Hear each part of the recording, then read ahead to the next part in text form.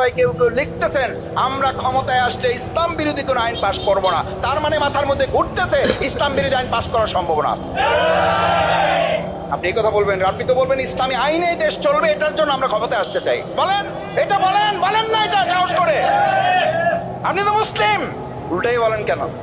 আমি আপনার ছেলে মেয়ে থাকলে আমি আপনাকে উদাহরণ হিসেবে বলি, আপনার মেয়ে বিয়ে দেওয়ার সময় আপনার জামাই যদি আপনার কানে কানে এসে বলে বাবজান দোয়া করেন আমার জন্য একটু, আপনার মাইয়েটারে যেন আমার তালাক দেওয়া না লাগে, আশা করি আপনার মেয়েকে আমি তালাক দেবো না।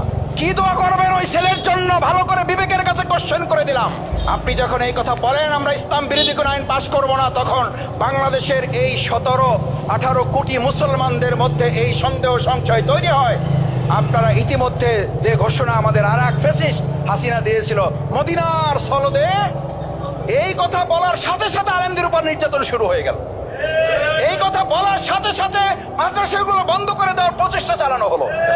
এই কথা বলার সাথে সাথে প্রশাসনের লোকেরা মাদ্রাসাগুলোকে জঙ্গির কারখানা হিসেবে নাম দিয়ে দিল। এই কথা বলার সাথে সাথে ইমামদের মতো আলেমদের মতো সম্মানিত দাড়িওয়ালা টুপিওয়ালাদেরকে অপমান লাঞ্ছনা শেষ ঠিকানায় পৌঁছে দেওয়া হলো। হয়তো ওই কারণে আমরা পাই মদিনার সনদে দেশ চলবে বলার পর নির্যাতন আলেমদের উপরে বেড়ে যায়। এরকম মদিনার সনদের বাংলাদেশ, এই বাংলাদেশে মানুষ আর সামনে দেখতে